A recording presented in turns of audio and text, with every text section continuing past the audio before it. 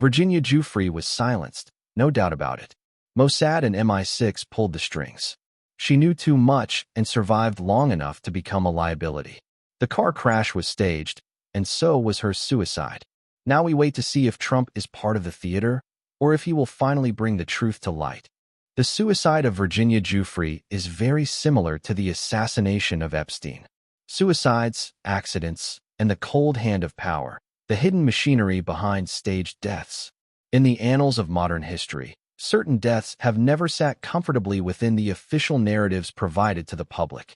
A growing body of evidence, inconsistencies, and courageous whistleblowers suggest a darker reality.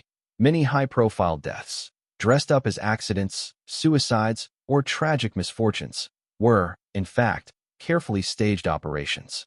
Behind the veil of coincidence lies the cold, calculating hand of intelligence agencies and complicit governments. The deaths of Princess Diana, Jeffrey Epstein, Marilyn Monroe, and, most recently, Virginia Giuffre, form a chilling pattern.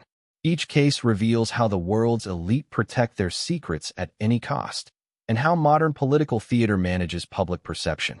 Princess Diana, a death foretold. On August 31, 1997, Princess Diana died in a car crash in the Pont de l'Alma tunnel in Paris. Officially, the crash was blamed on a drunk driver, Henri Paul, and relentless paparazzi. Yet questions immediately arose. Why were surveillance cameras along the route mysteriously turned off?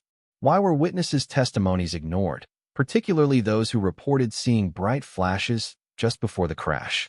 Why was Diana's prediction, recorded in a letter months before her death, "They are planning an accident in my car," never fully investigated?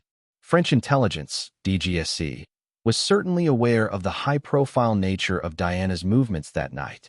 Yet, no major interventions were made. According to intelligence protocols, a foreign agency like MI6 operating on French soil would have required either passive consent or active cooperation from French authorities, particularly for an operation with such political and public ramifications. Thus, Diana's death likely occurred with at least tacit approval from key elements within France's deep state. Jeffrey Epstein, suicide or silencing. Jeffrey Epstein, financier and convicted sex offender, was found dead in his Manhattan jail cell on August 10, 2019. Officially, it was a suicide.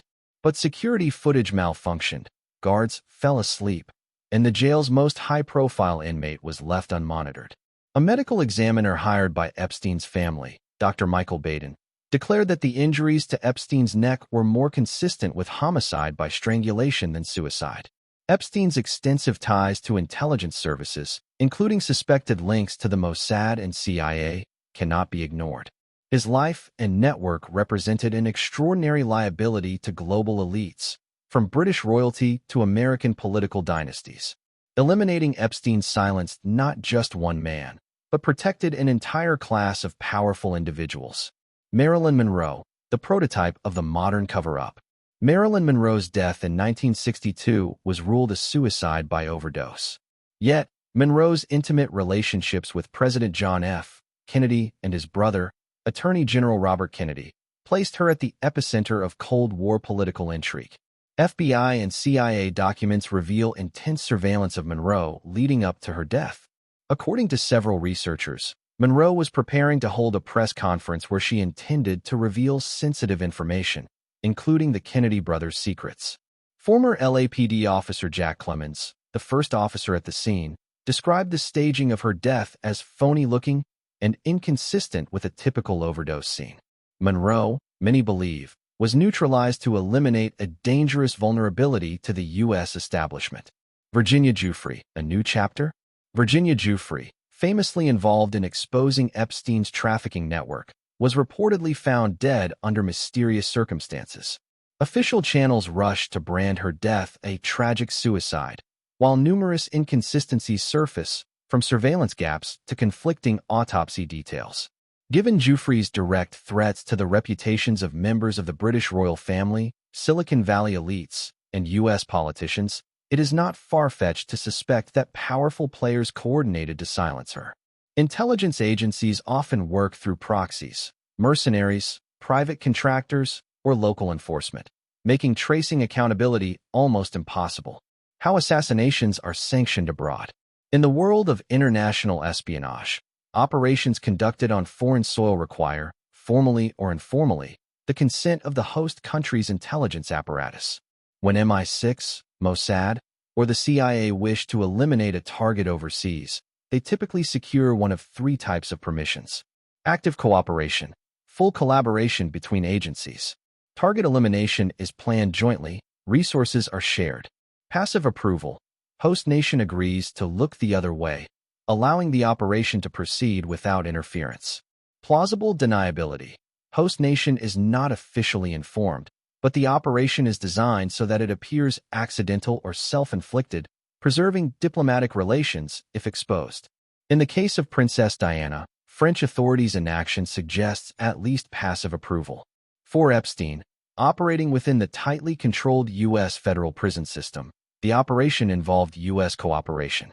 For Monroe, local and federal agencies likely executed the silencing domestically, under Cold War national security justification. When a major political or financial interest is at stake, the machinery of assassination, whether a drugged drink, sabotaged car, compromised security detail, or falsified autopsy, swings into motion without hesitation.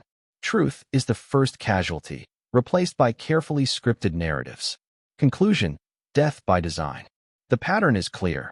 Whenever an individual becomes too dangerous to the established order, too knowledgeable, too vocal, too unpredictable, an accident or suicide often follows.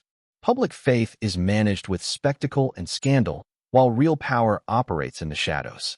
Until the public demands full transparency, and until investigations are conducted independently of compromised institutions, we can expect the list of suicides and accidents to continue growing, and with it, the erosion of truth itself. As for the political figures claiming to fight for justice, the question remains, will they dare confront the silent empire built on blood and secrets? Or are they, too, just another actor in the grand illusion? Death by suicide, the empire's favorite weapon. From Princess Diana to Jeffrey Epstein, Marilyn Monroe to Virginia Giuffre, the script never changes. A car crash here, an overdose there, a prison suicide conveniently timed. When someone knows too much and threatens to expose the power structure, the death machine activates. Princess Diana survived the initial car crash, but witnesses said she was still alive. No ambulance rush, no hospital treatment, only death. MI6 fingerprints are all over it, with silent French approval. Jeffrey Epstein, with dirt on princes, presidents, and tech billionaires, hangs himself under broken cameras and sleeping guards. Welcome to the land of coincidences. Marilyn Monroe was about to blow the whistle on the Kennedys. She was found dead in a staged overdose scene, with the FBI and CIA sweeping up the aftermath. Virginia Giuffre, a living threat to the world's most powerful pedophile network, kills herself just when the walls were closing in. Surveillance off. Story controlled. Body cold. Whenever an intelligence service kills abroad, they get quiet nods from host nations. No operation happens on foreign soil without at least passive consent. The blood pact of the elites runs deeper than flags or borders. The pattern is not accidental. It is policy. Silence is bought with death and wrapped in lies called official reports. Justice? Only if we tear down the curtain.